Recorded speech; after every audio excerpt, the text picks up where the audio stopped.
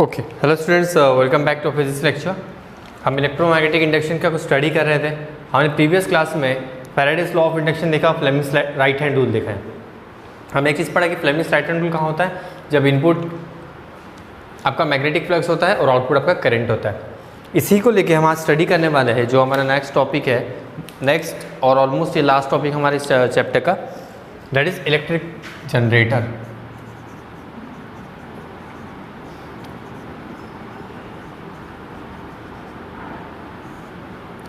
Electric generator क्या होता है? इलेक्ट्रिक जनरेटर सबसे बेसिक, अगर हम सीधे सिंपल लैंग्वेज में कहते हैं तो ये होता है ऐसा पर्टिकुलर डिवाइस जो इलेक्ट्रिसिटी जनरेट करता हो।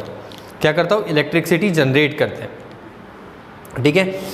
अब ये वर्क किस पे करता है? ये वर्क करता है इलेक्ट्रोमैग्नेटिक इंडक्शन। इसका प्रिंसिपल क्या है? सबसे इंपॉर्टेंट प्रिंसिपल क्या है? इलेक्ट्रोमैग्नेटिक इंडक्शन, ये भूलना नहीं है। इलेक्ट्रोमैग्नेटिक इंडक्शन, ठीक है। ये इलेक्ट्रोमैग्नेटिक इंडक्शन पे वर्क करता है। इलेक्ट्रोमैग्नेटिक इंडक्शन अगर आ जाता है तो हमें समझ में आता है कि यहाँ पे क्या होगा, यहाँ पे फ्लेमिंग्स राइट हैंड रूल आएगा, क्योंकि फ्लेमिंग्स राइट हैंड रूल ही कहाँ पे यूज होता है? इलेक्ट्रोमैग्नेटिक इंडक्शन में। मतलब यहाँ पे क्या आएगा? Fleming's right hand rule use होगा, राइट।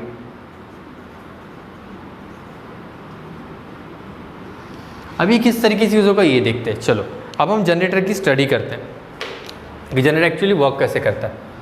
अब आप देख रहे हो कि यहाँ पे दो पोल्स रखे हुए हैं, दो मैग्नेट है, that is north pole and south pole. ये चीज़ें क्लियर है? North pole and south pole यहाँ पे बना हुआ है। अब नॉर्थ पोल हमें पता है कि मैग्नेटिक फील्ड की डायरेक्शन कैसी होती है, that is north pole to south pole. तो ये बन गया आपकी मैग्नेटिक फील्ड की direction, north pole to south pole, है ना। North pole to south pole, ये बन गया मैग्नेटिक फील्ड की डायरेक्शन।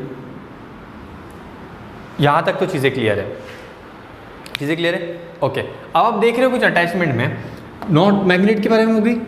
यहाँ पे कॉपर कॉइल है, जो ए बी सी डी आपको दिख रहा है, copper coil which is connected to the axle by the means of brushes, that is B1 and B2, carbon brushes.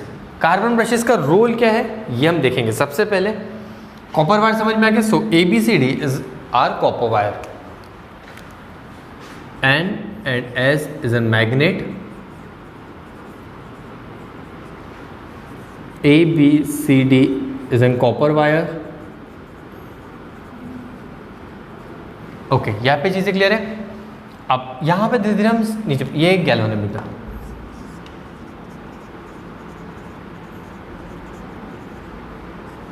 ये है आपका गैल्वेनोमीटर, ठीक है। गैल्वेनोमीटर का यूज करेगा टू मेजर द करंट।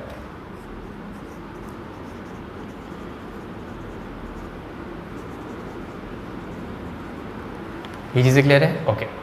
अब फर्स्ट केस में जब हमने मोटर स्टडी किया था, उसमें हमने देखा था कि हम क्या कर रहे थे, उसमें इलेक्ट्रिसिटी हम प्रोवाइड कर रहे थे।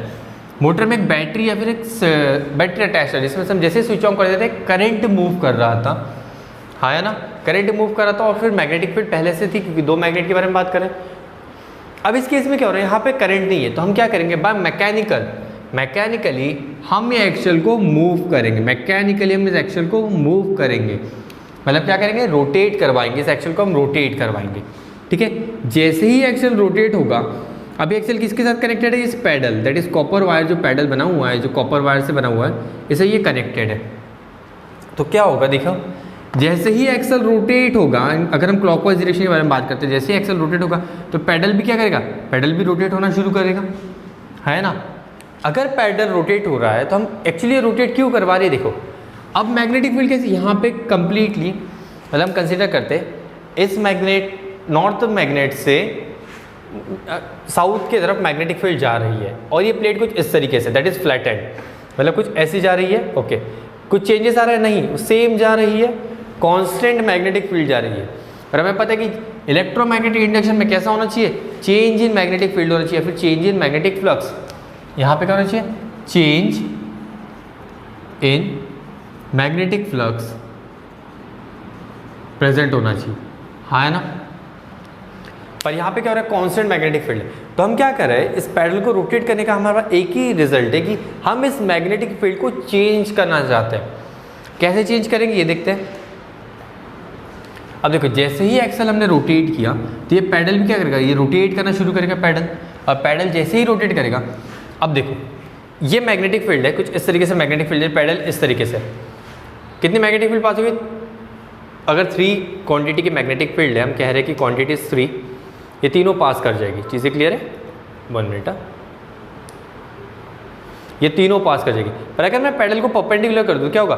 कंसीडर 2 रुक चुकी है, 1 जा रही है, फिर कंप्लीटली पूरा परपेंडिकुलर, तीनों रुक गई, मतलब क्या होगा? 0।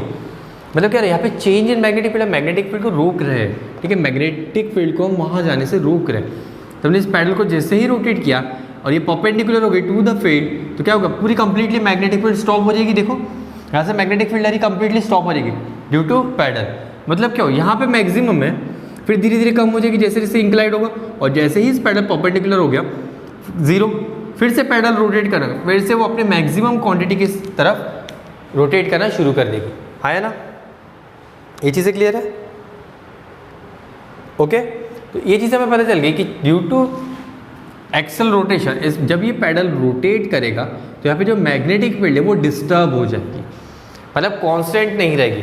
और जैसे ही ये मैग्नेटिक फील्ड डिस्टर्ब होती है तो आपको क्या देखने मिलेगा? That is change in magnetic flux देखने मिलेगा। है ना? तो हमें क्या मिलेगा? Change in magnetic flux. और जैसे ही change in magnetic flux observe होगा तो यहाँ पे पिक्चर में क्या आ जाएगा? Electromagnetic induction. इलेक्ट्रोमैग्नेटिक इंडक्शन जैसे ही आ जाएगा यहाँ पे फ्लेमिंग्स राइट हैंड रूल आ जाएगा। फ्लेमिंग्स राइट हैंड रूल आ जाएगा तो यहाँ पे आपको क्या देखने मिलेगा? करंट देखने मिलेगा। तो जनरेटर ने क्या किया? करंट डेवलप किया। अब समझते हैं कैसे। और यहाँ पे जो लगा है conducting ring, slip ring, carbon brushes और एक्सेल का क्या रोल है? सबसे पहले एक्सेल का रोल हमें समझ गया। Axle is use to rotate this loop, या फिर हम कॉपर वायर का जो पैडल कह सकते हैं टाइप ऑफ, वो लूप को रोटेट करने के लिए एक्सेल का यूज होता है। बस इतना ही यूज है एक्सेल का। ये चीज़ें क्लियर है? अब जैसे ही ये रोटेट करेगा, due to its rotation of this paddle, there will be a change in magnetic flux. You will observe change in magnetic flux या फिर change in magnetic field, due to which we have seen that in electromagnetic induction whenever there is a change in magnetic field, current is generated. तो यहाँ पे क्या हो जाएगा? Current generate हो जाएगा। मतलब ये जो कॉपर वायर है, और हमने कॉपर वायर क्यों यूज़ किया? Copper wire is an conducting material. Copper wire क्या करता है? इलेक्ट्रिसिटी को कंडक्ट करता है, इलेक्ट्रिसिटी को पास होने के लिए रास्ता प्रोवाइड करता है, कंडक्ट करता है, इसलिए हमने कॉपर वायर यूज़ किया। जैसे ही ये कॉपर वायर में करंट आएगा तो करंट फ्लो होना शुरू होगा। अब करंट जब फ्लो होगा, यहाँ पे आप रिंग देख रहे हो, ठीक है, इस पे B1 और B2 ब्रशेस लगे, ये कार्बन ब्रशेस है, कंप्लीटली अटैच नहीं है, ये थोड़ा सा डिटैच होते हैं, मतलब कुछ इस तरीके से अटैच, ये ऐसे थोड़ा सा एक स्पेस के साथ। कार्बन ब्रशेस में बहुत थिन लाइक ब्रश होते हैं। तो क्या होता है? ये जब करंट इस वायर से पास होगा, यहाँ पे जो ब्रशेस अटैच है, इस करंट को वो कैच करेंगे। ब्रश क्या करेगा? करंट को कैच करेगा। यहाँ पे एक फोर्स होता है इलेक्ट्रोस्टैटिक फोर्स, जो आप हायर क्लास में पढ़ोगे, ठीक है। यहाँ पे इलेक्ट्रोस्टैटिक फोर्स का फंक्शन आता है। तो क्या होगा? ये जब करंट फ्लो इस वायर से जब करंट फ्लो होगा due to change in magnetic field, ये ब्रश क्या करेंगे? उस करंट को कैच करेंगे। इस करंट को कैच करके, इस जो एक्सेल में घूम रहा है, इस करंट को कैच करके ये पर्टिकुलरली जहाँ पे भी आपका आउटपुट है, जिससे आपका लाइट कनेक्टेड है, गैल्वेनोमीटर कनेक्टेड है, या फिर any other devices which you have to lit by using electricity, वो आउटपुट इस तरह चले जाएगा। मतलब एक लाइट ग्लो होगा या फिर गैल्वेनोमीटर, जो भी है। चीज़ें क्लियर है? सर स्लिप रिंग का क्या काम क्या होता है? स्लिप रिंग क्या करता है? करंट को चेंज करता है। अल्टरनेट, जैसे स्प्लिट रिंग का काम था, वैसे ही स्लिप रिंग का भी यहाँ पे वर्क होता है। चीज़ें क्लियर है? हाँ है ना? ये चीज़ें समझ में आ गई? ओके, इस तरीके से जनरेटर वर्क करता है। अब सर ये तो पता चल गया इसका वर्किंग। अब वर्किंग पर जब सर यहाँ पे आया था Fleming's left hand right hand rule use करना है हमें। तो sir Fleming's right hand rule के अकॉर्डिंग अगर हमें डायरेक्शन पता करें कि करंट ABCD की तरफ मूव करे, DCAB की तरफ, करंट कहाँ से कहाँ मूव करे हमें पता ही नहीं है। करंट की डायरेक्शन पता करना इंपॉर्टेंट है, तभी तो हमारा पॉजिटिव और नेगेटिव टर्मिनल पता चलेगा कि करंट डायरेक्शन मूव कहाँ से कर रहा है। तो करंट की डायरेक्शन के लिए हम यूज़ करेंगे फ्लेमिंग्स राइट हैंड रूल, ठीक है। फ्लेमिंग्स राइट हैंड रूल क्या कहता है? Thumb, extend your thumb, index finger and middle finger, in which thumb will be showing the force, index finger will be showing the magnetic field and middle finger will be showing the current direction. चीज़ें clear है? तो अब इसमें से हमें कौन सी चीज़ें पता है? अब एक चीज़ पता है सर, मैग्नेटिक फील्ड की डायरेक्शन हमें पता है। चलो, क्या हमें फोर्स पता है? हाँ सर, जब हम एक्सेल रोटेट करें तो हमें पता है, अगर मैं क्लॉकवाइज रोटेट करूँगा तो पैडल क्लॉकवाइज रोटेट होगा, अगर मैं इसे एंटी क्लॉकवाइज रोटेट करूँगा तो पैडल एंटी क्लॉकवाइज रोटेट करेगा। मतलब मुझे फोर्स की डायरेक्शन भी नोन है, तो चलो करते हैं मैग्नेटिक फील्ड। इस केस में हम जो पैडल रोटेट कर रहे हैं कंसिडर करते हैं any one of the this clockwise. Clockwise rotation के बारे में हम बात करते हैं।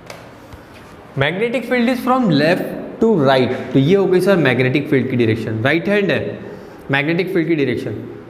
सर ये क्लॉकवाइज कर रहा है, ठीक है, तो ये जो ए बी है वो कैसा है, अपवर्ड डायरेक्शन। ये ऐसा है ना क्लॉकवाइज, मतलब इस तरीके से रोटेट करेंगे, हाँ है ना, इस तरीके से रोटेट करेंगे, ये रोटेट करके तो ये A B side upward direction, C D side downward direction, ऐसे ही रोटेट होगा। A B side will be moving in upward, C D in downward. हम क्लॉकवाइज रोटेशन कंसीडर करें, मतलब मैं फोर्स का डायरेक्शन पता चल गया। सर अगर मैं ए बी के बारे में बात करूँ तो force is outward, A B upward आ रहा है ना, तो इस केस में हमारा जो बोर्ड है बोर्ड के आउटवर्ड डायरेक्शन में, तो फोर्स ऐसा हो जाएगा sir. Magnetic field north to south ये बन गई। तो सर करंट कैसा हो गया, Fleming's right hand rule use करना है। Magnetic field force outward, inward नहीं है फोर्स, ऐसा यूज़ नहीं करोगे वरना करंट की डायरेक्शन अपोजिट हो जाएगी।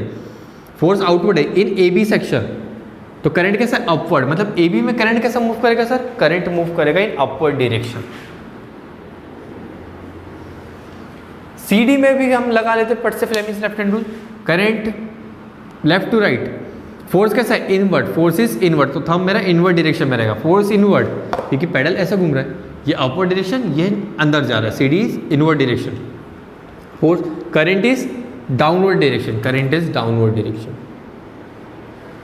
तो पता चल गई करंट की डायरेक्शन क्या हो गया, तो current is moving from A to B, then B to C and C to D and so on, then B to brush तक। तो यहाँ से हम पता कर सकते हैं कि करंट की डायरेक्शन क्या होगी। समझ में आया, बहुत इजी था फ्लेमिंग्स राइट हैंड रूल। इस तरीके से आपका जनरेटर वर्क करता है, ये होता है आपका जनरेटर का वर्किंग। ये चीज़ें क्लियर है, हाँ है ना, समझ में आ गई, ठीक है। अब एक क्वेश्चन अराइज होता है, what will be required to make a DC generator. अगर ये तो सर ये जो जनरेटर हमने बनाया ये एक्चुअली क्या है, ये एसी जनरेटर है। ये कैसा जनरेटर है, दिस इज एसी जनरेटर।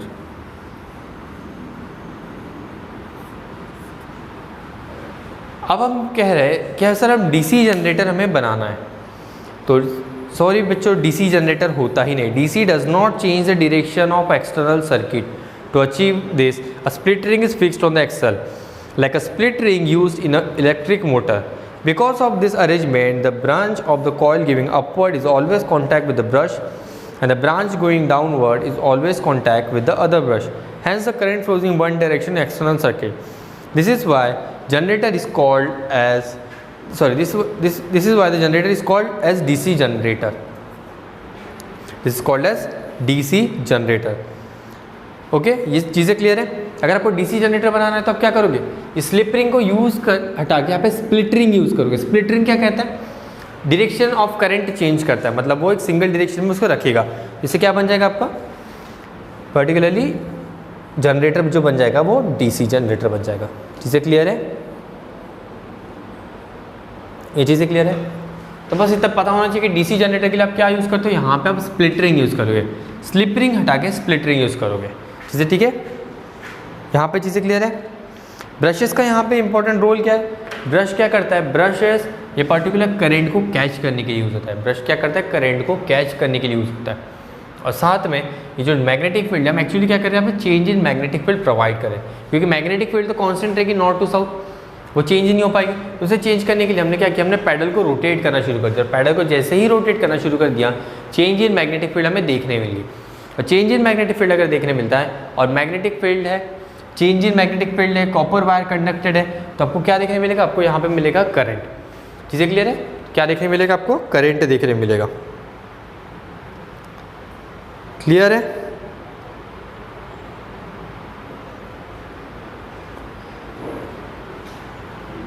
यहाँ तक चीज़ें क्लियर है। ये होता है जनरेटर। सो यहाँ पे हम कंप्लीट करते हैं हमारा electromagnetic induction topic. AC DC आपको समझ गया होगा, फ्लेमिंग्स राइट हैंड रूल भी, ठीक है। किसी को अगर कोई भी पर्टिकुलर डाउट होता है तो आप मुझसे पूछोगे और हम डिस्कस करेंगे, ठीक है। तो आपको कोई भी अगर पर्टिकुलर डाउट होता है कि क्या होता है सर, इसका वर्किंग समझ में नहीं आया, कैसा है, ठीक है, एक बार फिर से समझा दीजिए, तो आप मुझे डाउट सेक्शन में पूछ सकते हो। अगर कोई भी डाउट होगा तो हम उसे क्लियर करवा देंगे। ये चीज़ें क्लियर हाँ है ना? ठीक है, ओके। तो यहाँ पे जो स्टडी है वो बहुत रेगुलर होनी चाहिए, ठीक है। स्टडी करने का तरीका होता है, चलो ये तो हमने पढ़ लिया। जितनी बार आप रिवाइज करोगे, जितनी बार आप चीज़ों को रिवाइज करोगे, उतना ज़्यादा स्ट्रॉन्ग आपका कंसेप्ट बनते जाएगा। चीज़ें क्लियर है? तो स्टडी करने का तरीका बदलिए। स्टडी ऐसा नहीं है कि सिर्फ हमने होमवर्क कर लिया तो हमारा लर्न हो चुका है, ठीक है। बहुत इंपॉर्टेंट बात है जो मैं कह रहा हूँ, सुन लो।